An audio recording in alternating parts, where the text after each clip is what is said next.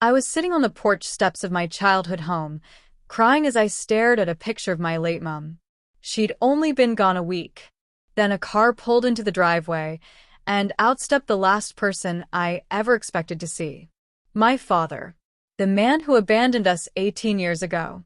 But he hadn't come back for us. He'd come back for the house. My name's Chelsea. I'm 26. And just 6 weeks ago, my mother, the woman who raised me and my brother alone for 18 years, died suddenly of a heart attack. I was still numb from her funeral when my father, a man I hadn't seen since I was 8 years old, showed up at our door in a tailored suit, acting like he'd just been away on a long business trip. His smile was practiced, like he'd rehearsed it in the mirror. "Your mother would want us to heal as a family," he said, his hand on my brother Elvis's shoulder. That's when I noticed the realtor's card in his pocket, and my stomach dropped like a stone. He wasn't here to reunite with us. He was here to sell Mum's house. Let me take you back to where it all started. Growing up, life felt like a patchwork quilt, worn and frayed at the edges, but warm enough to keep you safe. We lived in a weathered 2-story house on the outskirts of Denver, the kind of place where the pipes groaned in winter and the porch boards creaked with every step, but Mom's laughter made it feel like a palace. My dad left when I was 8, not with drama or shouting, just a note on the kitchen counter and a half-packed closet. I found Mom reading it at dawn, her coffee gone cold, tears streaming down her face. She tried to hide when I walked in. "He needs to find himself," she told me later, her voice steady despite the tremor in her hands. But even at 8, I knew the truth. He'd found someone else, someone without the weight of 2 kids and a mortgage on a postal worker salary. After Dad left, Mom became everything. She worked at the post office, her blue uniform crisp every morning as she left before sunrise, coming home with shoulders slumped but always finding energy to help with homework or make dinner.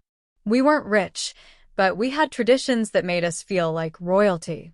Pancake Sundays with chocolate chips arranged into smiley faces, summer nights catching fireflies in mason jars, and Christmas mornings where we'd open stockings stuffed with dollar store treasures like they were diamonds. Elvis was only 3 when Dad left, so he barely remembered him. I became his protector, his second parent, walking him to school and teaching him to ride a bike in our overgrown backyard. Mom poured everything into that house. She painted every room herself, patched the roof during storms, and planted roses along the fence that bloomed wild and stubborn, just like her. "This house is our proof," she'd say, her hands dirt-stained from gardening. "Proof we can survive anything." But even back then, I noticed the cracks she tried to hide. Bills stacked on the counter she'd shuffle quickly when I walked by.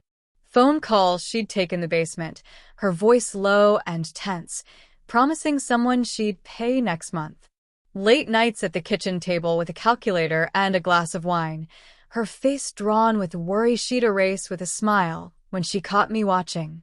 I was 26, Elvis was 21, and we were finally planning Mom's dream vacation, a road trip to Yellowstone she'd talked about for years but could never afford. Then everything shattered. Mom collapsed at work, right at the sorting counter where she'd spent 20 years. A heart attack, sudden and massive. She was gone before the ambulance even arrived.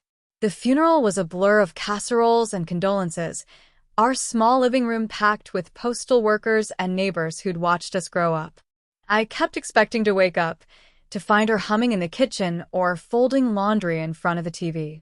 Instead, I woke up to the one man I swore I'd never see again, my father.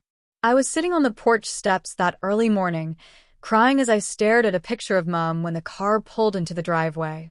Rick arrived 3 days before the funeral, stepping out of a BMW I didn't recognize, wearing a suit that probably cost more than our monthly mortgage. He looked older, his hairline receded, his frame softer, but his eyes had that same restless quality I remembered from childhood. "Chelsea, Elvis," he said, his voice thick with manufactured emotion. He hugged Elvis first, holding on too long, and I saw my brother's face crumble with a longing I knew he'd been carrying for 18 years. He tried to hug me, but I stepped back, my body refusing what my mind already knew was wrong. Your mother would want us to heal as a family, he said, his hand lingering on the doorframe like he was already measuring it for sale. At the wake, he worked the room like a politician, shaking hands and accepting sympathy for a woman he'd abandoned, and I felt sick. Within a week, Rick's real plan emerged like rot spreading through wood. "This house is too much for you kids to handle," he said one evening, papers spread across Mom's kitchen table, the table where she'd done homework with us for years. His tone was reasonable, almost fatherly, like he was doing us a favor. "The upkeep, the taxes, it's a burden. We should sell, split the proceeds, and you two can start fresh somewhere easier." Elvis, desperate for a father's approval he'd never had, nodded along. "It's just a house, Chelsea," he said, his eyes pleading with me to agree. "We can move somewhere new, together." But I'd heard Rick on the phone in the garage talking about quick sales and cash offers. He wasn't planning to split anything. He was planning to disappear again, this time with our home in his pocket. When I refused to sign his papers, everything changed. Rick's mask of fatherly concern slipped, revealing the calculating stranger underneath. He claimed that because Mom had never finalized the divorce, the house deed was still in both their names, and he had just as much right to it as we did. "Legally, I'm the co-owner," he said, his voice hardening. "You're just squatting in my property." The next morning, I found the locks changed. I stood on the porch, my key useless in my hand, banging on the door of my own home. Through the window, I saw Rick inside, talking on his phone, gesturing broadly like he owned the place. Because, according to him, he did. Elvis opened the door, his face torn with confusion. "He said you were being irrational," my brother whispered. "That you needed space to cool down." I left before I said something I'd regret.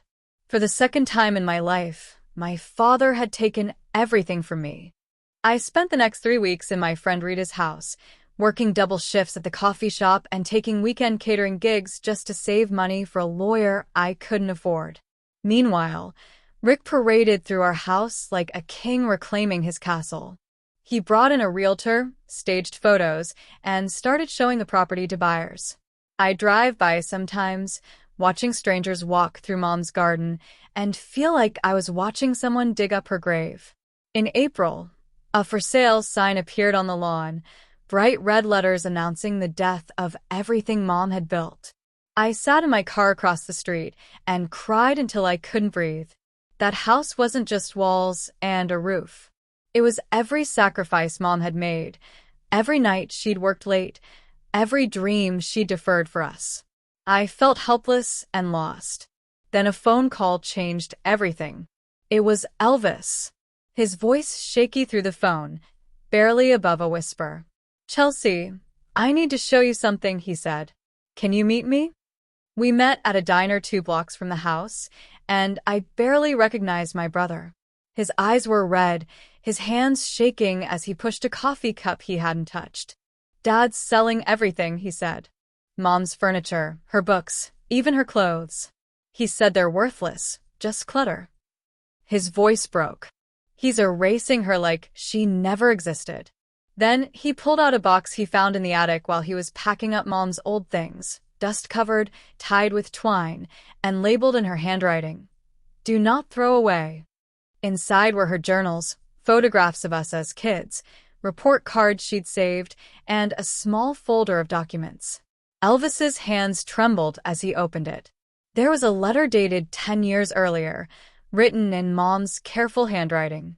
"If anything happens to me, the house belongs to Chelsea and Elvis equally. Rick forfeited his share when he abandoned me and the kids. He has no claim to what I built alone." It wasn't notarized, wasn't legally binding, but it was her voice, clear and strong, reaching from beyond death to protect us. Underneath was something else, bank statements showing loan payments I'd never known about. Loans Rick had taken out using the house as collateral before he left, debts Mom had been quietly paying for years to keep the roof over our heads. This was enough to stop the sale of the house. Inside the box was another note Mum wrote instructing us to find Mrs. Greeley if Rick ever returned and tried to take the house. It was like Mum knew he would. Mrs. Greeley was the family lawyer who'd helped Mom file for divorce 18 years ago, though the case had stalled when Rick never showed up to sign. She was in her mid-50s now, her office cluttered with case files and photos of grandchildren, but her eyes sharpened when I mentioned Mom's name. Diane was a fighter, she said, studying the letter. She came to me 6 times trying to finalize that divorce, but we couldn't serve him. He kept moving, dodging. She examined the loan documents with growing anger. He's bluffing, Mrs. Greeley said, eyes flashing. He walked out, never paid a cent. If he tries to sell, we'll stop him for good. For the first time in weeks, I felt something other than helplessness. I felt rage, clean and sharp and useful. We took him to court, and the case exploded into weeks of legal warfare. Rick hired an aggressive attorney named Victor Kane, who painted Mom as an unstable woman who'd kept the children from their father. He made Rick sound like a victim, a man who'd made mistakes but wanted to make amends. The court proceedings were brutal. Rick showed up every day in expensive suits, playing the role of the wronged father, while I sat across from him in thrift store blazers, my savings account drained by legal fees. He grew colder, meaner, showing up at the coffee shop where I worked and sitting at the counter, watching me with a smirk that said he'd already won. He called me ungrateful, told anyone who'd listen that I was trying to steal what was rightfully his. Elvis was torn, sitting between us in the courtroom, his loyalty divided between the father he'd always wanted and the sister who'd always been there. Then came the discovery phase, and Rick's carefully constructed story crumbled. Mrs. Greeley subpoenaed bank records that showed everything. The loans Rick had taken out before leaving, forging Mom's signature on 2 of them. The 18 years of mortgage payments Mom had made alone, never missing one despite Rick's debts hanging over her. The credit card bills from his fresh start in California, paid with money he'd siphoned from their joint account before disappearing. But the most damning evidence was a series of emails between Rick and a real estate investor, dated just 2 weeks after Mom's funeral. Once I clear out the kids, the property should sell for $400K. Quick flip, no complications, he'd written. He'd never planned to share anything. He'd planned to erase us the same way he'd erased Mom. When the judge read those emails aloud in court, the room went silent. I didn't look at Rick. I couldn't. Instead, I held Elvis's hand, feeling him squeeze back so hard it hurt, and I knew he finally understood. The judge, a stern woman named Julie Wells, removed her glasses and stared at Rick like he was something stuck to her shoe. "Mr. Reeves," she said, her voice cutting through the courtroom. "You abandoned your family, committed fraud, left your wife to cover your debts in silence, and then returned to profit from her death. This is one of the most callous cases I've seen." Her ruling was swift and absolute. Rick's actions constituted fraud and abandonment. He forfeited any legal claim to the property. The house was transferred solely to me and Elvis, and Rick was ordered to pay restitution for the debts he'd hidden and the legal fees we'd incurred. For the first time, I saw something crack in his face. Not quite shame, but maybe, buried deep beneath the anger and entitlement, a sliver of regret. Have you ever had to fight for what is yours? Share your experience in the comments so I know I'm not alone. And if you'd never abandon your family like my dad did, subscribe and tell me where you're listening from. Rick left the courthouse without a word, his lawyer trailing behind with a briefcase full of failure. He tried to contact Elvis a few times after that, calls my brother let go to voicemail, emails left unopened. Eventually they stopped. The house was ours legally and completely, but it felt hollow at first. I'd walk through rooms that still smelled like staged open houses and feel like a ghost haunting my own memories. Elvis and I started the slow work of rebuilding. We painted over the neutral beige the realtor had chosen, bringing back the warm yellows and soft blues Mom had loved. We replaced the furniture Rick had sold, scouring thrift stores and garage sales for pieces that felt like home. We restored every cracked tile Mom had painted herself, her fingerprints still visible in the grout, and replanted her rose garden that had withered during the battle. I turned Mom's old bedroom into a small library, lining the walls with her books and the photos Rick had tried to throw away. Photos of us at the state fair, Mom laughing with cotton candy in her hair. Us in the backyard, Elvis learning to walk while I held his hands. Mom on her last birthday, blowing out candles with a smile that hid how tired she really was. On the porch, I hung a wooden sign carved by a neighbor who testified on our behalf at the trial. It read Mom's favorite phrase, words she'd said to us 1,000 times. Home isn't where you're born. It's where you're remembered. Every time I saw it, I heard her voice, strong and sure, reminding me why I'd fought. A year later, when the house was finally paid off with money from selling Mom's carefully managed life insurance policy she'd never told us about, I hosted a small dinner for the neighbors who'd stood by us. Mrs. Holloway from next door, who'd brought us meals during the trial. The Johnsons across the street, who'd written a letter to the judge about Mom's character. Rita, who'd let me sleep on her couch and never asked for rent. We filled Mom's dining room with laughter for the first time in months, and it felt like she was there, smiling at the head of the table. After everyone left, Elvis handed me an envelope. I found this in her desk, he said quietly. It's addressed to me, dated on my 18th birthday. My hands shook as I opened it. Mom's handwriting filled the page, her voice clear as if she were reading it aloud. My darling Elvis, it began. If you're reading this, I'm gone, and I hope you've found your way. Life will test you, push you to choose between what's easy and what's right. When that moment comes, follow your sister. She has my spine, my stubbornness, and more love in her heart than she knows what to do with. Trust her. She'll never lead you wrong. Now, I run a small interior restoration business from Mom's garage, the space where she used to fix things that broke. I specialize in preserving old family homes, the ones that carry stories in their walls and memories in their floorboards. Every project starts with the same promise I made to Mom's memory. We're not just fixing walls. We're protecting what matters. Elvis works with me, his carpentry skills bringing beauty back to forgotten places. Sometimes, late at night, I sit on the porch steps where this all started and look at the house that almost wasn't ours. The roses bloom wild along the fence, Mom's handprint still visible in the garden stone she poured the summer before she died. This house isn't just where I grew up. It's where I learned what family really means. To everyone watching, thank you for hearing my story. If it moved you, please hit that like button and subscribe for more real-life journeys. Share this with someone who might need to hear that home isn't something you inherit. It's something you fight for, something you earn with every sacrifice, every battle, every moment you refuse to let go.